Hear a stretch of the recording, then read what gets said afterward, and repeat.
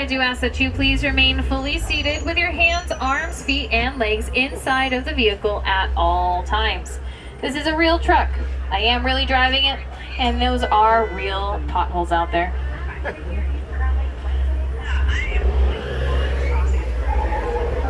Now, if you take a look above your head, there is an animal spotting guide up there for you. Now, we may not get to see all of those animals out there today, but we do usually get pretty lucky. Now is also a great time to grab out any phones or cameras that you may want to have out for pictures, but I do ask that you hold on tight to all your belongings, because if you drop anything outside of the truck today, I will not be able to stop and get it. I will be able to call someone to go get it for you, so please let me know. I just can't guarantee it'll be returned to you in the same condition that you last saw it.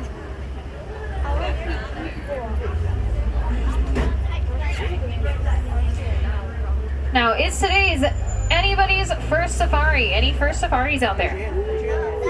Alrighty, well, welcome aboard. We're so happy to have you here with us today. Now, are there any animals that we really, really hope to see out there? What is it? Lion? You gotta speak a little louder. I can't hear that well up here. Crocodile? Cheetahs? Well, I will say, luckily, you've all said animals that are native to Africa, and we're in Africa, so I think we have a chance. Ideally for come together. So we hope that during your time here today, you can come together with these animals to learn a little bit more about their ecosystems and ways you can help to protect their insiders. Now, I will give you guys a heads up. I will do my best to stop and pause for as many of the animals, but I will not be able to do that for all of them, so do you rec cameras in some sort of sports mode, maybe even a video? It'll help you to get the best photos and images that you can get. For the ones that I don't have time to stop for, we will be going pretty slowly past them, so having those sports mode and videos will definitely be a help to you guys. Now, if you see that sign to your right hand side that says the Harambe Wildlife Reserve, there is an animal under it called a sable antelope. That is the symbol of the Harambe Wildlife Reserve, which we might get to see out there today. So keep that in mind as we head through the reserve. But now we are headed out into the Little Ituri Forest, and there's lots of trees and bushes out here that the animals can hide behind. So it could be a bit more difficult to find them out here than you think. Although, if everyone can look to your left-hand side for me, across the water on top of the hill is a bongo. Now, bongos are oftentimes known as being the ghosts of the forest, and that's because they're one of the most difficult animals to find out in the wild. On the right-hand side, those are some okapi. The okapi are known for having those black and white striped legs that make many people think they are a relative of a zebra, but they are actually the closest living relative to the giraffe. One reason we know that is because they have the same prehensile tongue. That just means that they can use their tongues to grab onto things like branches and leaves, the same way that you would use your own hands to grab onto things.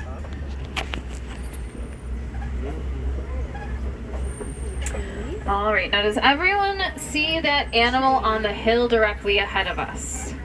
It's kind of a light tan color. Its head is down into the bushes. It's probably eating something. That's called a greater kudu. Now you can actually tell it is a female greater kudu because it does not have horns on its head, and they have anywhere from 6 to 10 white stripes on their side that help them blend in with the sun rays that shine in through the trees. Now next to that greater kudu are some birds. It's a little tough to see, but look for a black and white shaped bird out there with a yellow saddle shaped shield on its bill. Does anyone see it through the bushes out there? Well, that's a saddle-billed stork. They're named after that yellow saddle-shaped shield, and they have a wingspan that can be as wide as 9 feet. It's almost as wide as the canopy above your head. Now on your left-hand side, that is a black rhino laying down right next to that cliff. Now, black rhinos have that dark gray skin, but sometimes they look just a bit more brown, and that's because they like to cover themselves in mud, since mud will act as a natural sunscreen and bug repellent for them.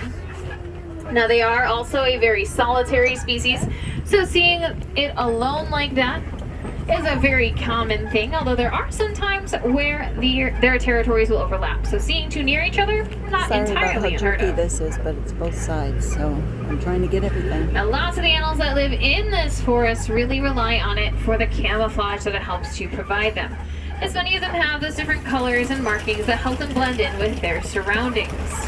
Unfortunately, though, there has been quite a bit of deforestation happening, which has been destroying their homes and making it easier for predators to find them. Something you can do at home to help those is just make sure you are recycling.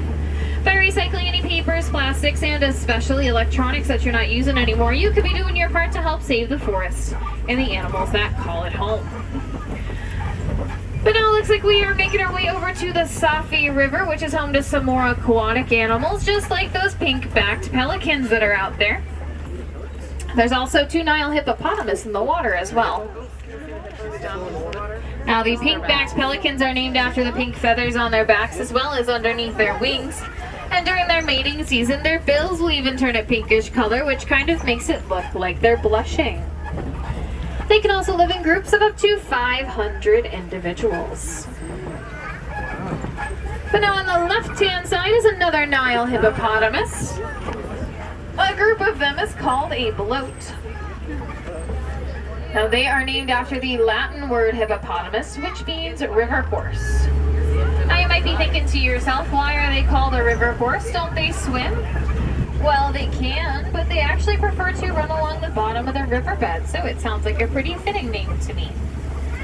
They also spend the majority of their day underwater. That helps to keep them cool and protect their skin, as their skin is quite sensitive. So sensitive, in fact, when a hippo is out of the water, they have something called a blood sweat.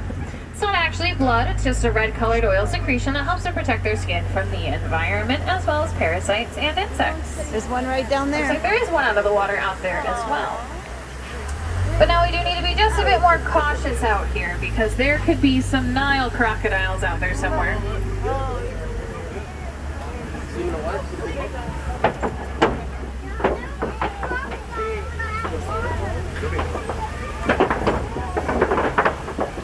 I'll be on that bridge tomorrow.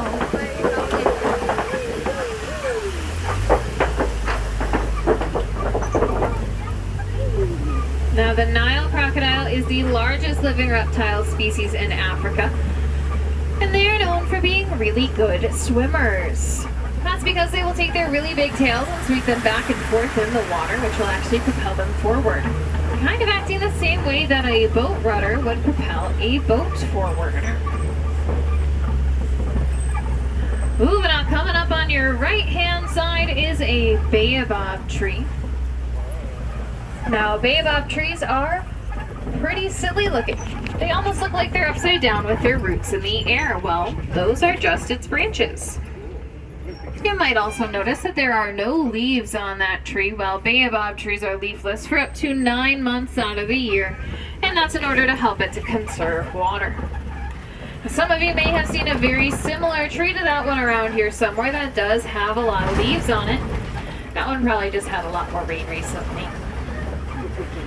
But now it looks like we are making our way out onto the savannah, which is home to some of Africa's most famous animals, just like the giraffes and the elephants and the zebras. There's lots of grass out here for them to graze on, as well as scattered trees all around, so hopefully we'll get to see quite a few different animals out here today. And I think we might just be in luck. Because up here on your right-hand side are some Hartmann's mountain zebra, and a group of them is called a dazzle. Now they have this little flap of skin on their neck. It's called a dewlap.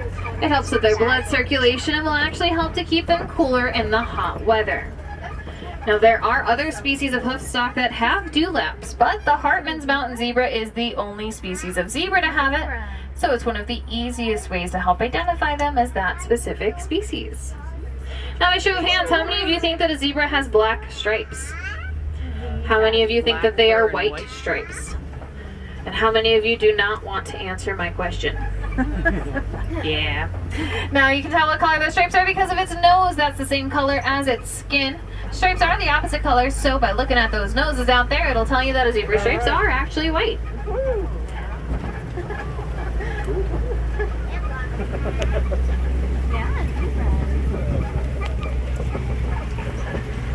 Ooh, I need everyone to look to your left really carefully. To the right-hand side of the den, there are some African painted dogs laying down out there. You see that? Just stood up. The African painted dog is one of the world's most successful pack hunters, and they are what's called a crepuscular species. That just means that they're usually awake around dawn and dusk instead of during the day or at night. Now, on your left-hand side, does anyone remember that I mentioned a sable antelope earlier? That's these guys over here on the left-hand side.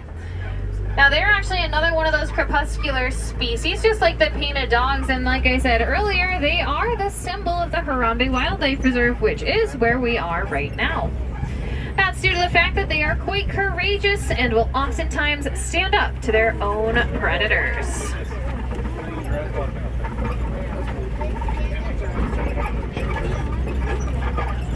Now, out in the distance out there is a Maasai giraffe wandering around.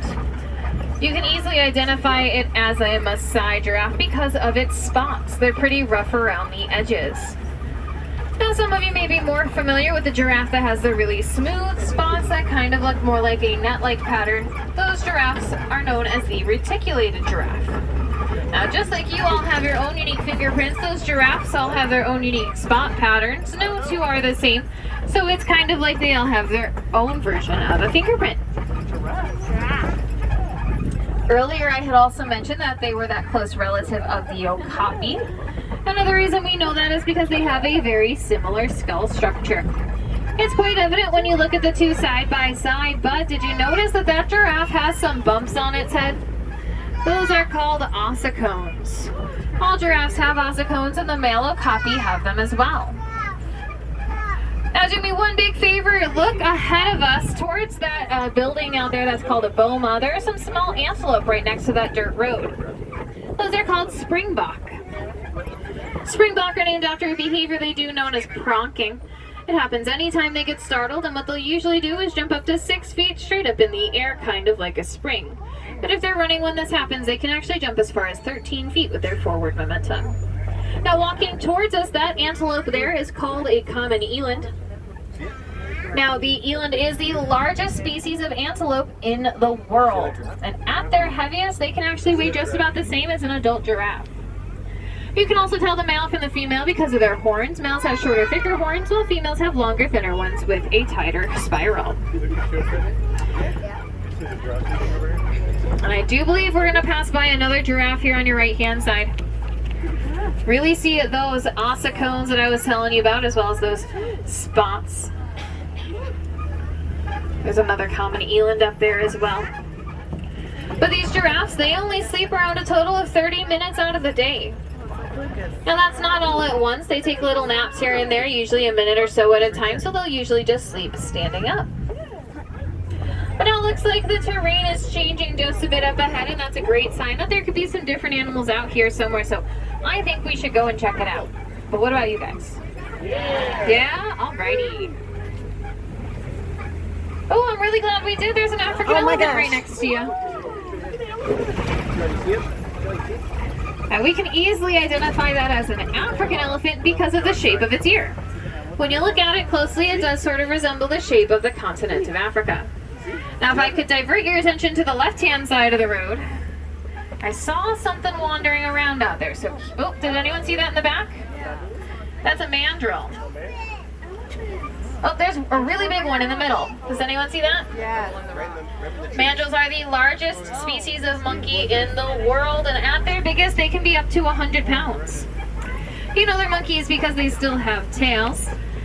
And they also have these really big canines on the bottom of their mouths that they can use to defend themselves if they need to, but if they were to bar them out another mandrill, it's actually a sign that they are quite friendly. Well, it looks like there's another African elephant out there to your back right. Now, that specific species of elephant actually has a really cool conservation story associated with it. For a long time, they had a really bad relationship with the farmers in Africa. That's because they would trample all over their fields, destroying their crops and ruining any harvest that they may have had for the season. Unfortunately, because of that, the farmers felt that they had no other choice than to illegally hunt the elephants, as they really relied on their crops for survival. Now, that did end up hurting the elephant populations quite a bit. but it also got the attention of some researchers who wanted to do something to help. In their findings, they actually realized that elephants are afraid of bees. So they took that information and worked with us alongside those farmers to bring fences with beehives on them out to the fields, and that actually scared the elephants away. With the elephants no longer a threat to their crops, the farmers were able to stop illegally hunting them, which allowed for their populations to recover. Not only that though, but those farmers also gained a brand new resource to sell at market, which was honey. So it was a win-win situation for everybody. The elephants were safer, the farmers got to keep their crops, and they gained that brand new resource. And it looks like there are quite a few more elephants out there. Another cool fact about them is that they are a matriarchy. That just means that they follow one female, usually an older, more experienced one known as the matriarch, and they live in groups of all females. Any males in the group are most likely babies or juveniles, and when they mature, they'll go off on their own, because the males are a lot more independent than the females. And it's also a pretty good indicator if you ever see that an elephant is entirely alone, that they are most likely a male. Oh, if you look carefully, there's a baby elephant out there too.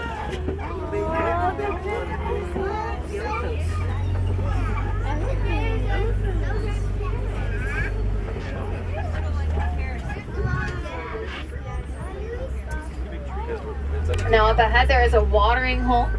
Watering holes make really good gathering places for animals and could be why the elephants are hanging out nearby, but it's also a good indicator that there could be other animals out here around somewhere too.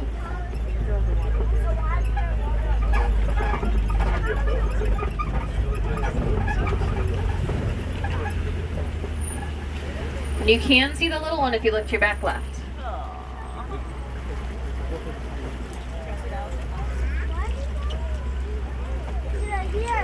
But there's also an entire flamboyance of flamingos out here, friends. A flamboyance is just what you'd call a group of flamingos. Now, as we pass by them, I want you to take a good look at their color, and I want you to notice that some of them could be just a little bit more gray than the others. Well, that is completely normal. Since when flamingos are born, they're actually born with gray feathers instead of their well-known pink ones. They actually get that pink color from their diet, as they eat a lot of something known as beta-carotene. The more of that they eat over time, the pinker and pinker they will become.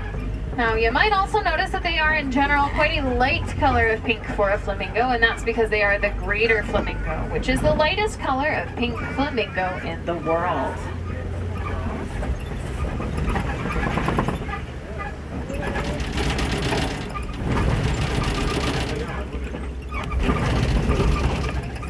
Alrighty, it looks like we have made it to the other side of the savannah, and over on the left side of the road I see a really big mud wallow. Now if you remember that black rhino we saw earlier, lots of different animals will use mud in the same way to protect their skin. But based on the size of that wallow, my guess is that there's probably something really big around here somewhere, so I think we should try to figure out who it could be. And my guess is it's that big crash of white rhinos out there. I thought there was only two left. Now those are the white rhino. They're named after the Afrikaans word white. Now that does not actually mean white the way you may assume, but instead means wide. And they're actually named after their really wide mouths, which help them to be better browsers. Now they also have those big horns on their head, and unfortunately those are a big reason that they are illegally hunted for quite often. That's because some people think they have some sort of medicinal purpose, but in reality a rhino's horn is made of the same exact material as your own fingernails, which is something known as keratin. But now it looks like we have entered cat country here, friends. And if you look very, very carefully to the front left, you could possibly see a cheetah or two. Now, oftentimes, cheetahs are the fastest land mammal in the world, and they can reach a speed of up to 60 miles an hour. They can't hold on to that speed for very long, though, only about 200 yards or so, so they make much better sprinters than marathon runners. They also have those black markings on their faces. Those will help to keep the sunlight out of their eyes, which is especially important for them, because unlike other big cats, cheetahs do the majority of their hunting during the daytime. Now this in front of you here is called a kopie. Kopie Teepees are just a formation of rocks that sit a little bit higher up on the savanna. They make great homes for animals, look just at the like the top. lion that's out there. Now, oftentimes when you see lions, they are asleep, and that's because they sleep anywhere from 16 to 20 hours out of the day. They also do the majority of their hunting around nighttime, usually by females, since the males will stay behind to protect cubs from predators that could be out in the area.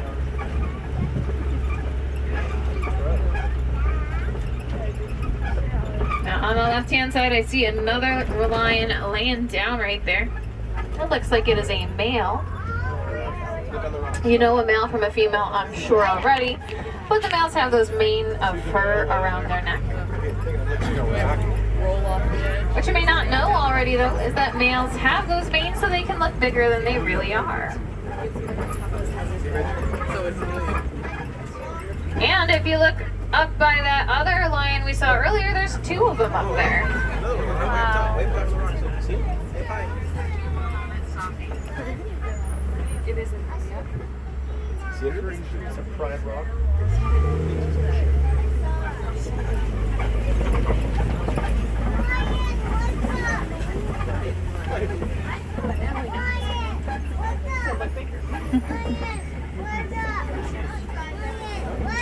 Let's see.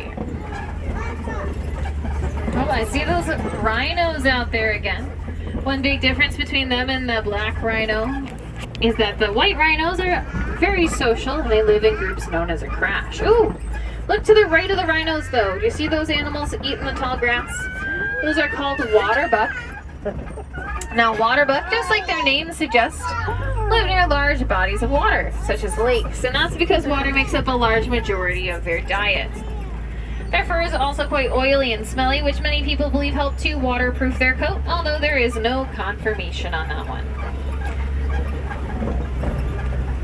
But now it looks like we are leaving the savannah and heading towards a place known as Magadi Glen, and Magadi Glen is home to the Warden's Outpost.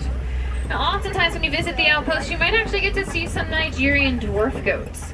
That's because they have a great relationship with the warden, most likely due to their mutual benefit. The goats will get an easy resource for food as well as protection from predators, while the warden gets milk from the goats to sell at market and better pastures. Since Nigerian dwarf goats eat the weedy undergrowth that a lot of other animals just don't like to eat. Oh, and it looks like there's quite a few of them out there today. As we pass by, take a good look at their size.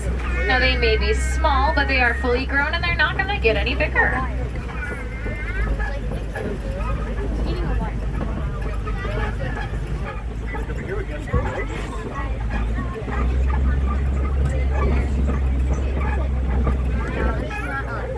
Now we got to talk a lot about something known as coexistence on the safari today. That is just the peaceful relationship between humans and animals. We talked about the elephants, bees, and farmers, as well as the dwarf goats and the warden. So you may be wondering what you can do to be more coexistent with the animals that live near you. Well, one easy thing you can do is just research what plants and flowers you could put into a garden that might actually benefit the animals that live nearby. One such animal that you could be helping out are the monarch butterflies. They are a migratory species that takes 3 generations to fly south, and then a 4th mega generation makes the entire journey back north. But along their way, they need lots of places to stop, rest, eat, and reproduce. So by you planting a garden, you could be helping out those monarch butterflies out on their really long journey. Now, if you have enjoyed the safari today, I do highly recommend that you check out the Gorilla Falls Trail. It'll be located on your right as you make your way back towards the village. There are a lot more animals out there from Africa, including the gorillas, meerkats, and naked mole rats, just to name a few. The trail only takes about 15 to 20 minutes, but you can take it at your own pace. Now, if you find yourselves wandering over into Asia, there is another animal trail out there called the Maharaja Jungle Trek, where you can see some beautiful Asian species, including the Komodo dragons, lion-tailed macaques, and even some Sumatran tigers. But now, unfortunately, it does look like it is just about time to say goodbye. But we here on the Harambe Reserve find that far too sad and far too final, so instead we say Kwaherini, which means to go well. Once again, my name is Caitlin and I'm from West Seneca, New York. And if I have any Wilderness Explorers on board, you have been riding on the Symbol 1. That's symbol like the lion and the number 1. It can be found on page 14 of your Wilderness Explorer's Handbook.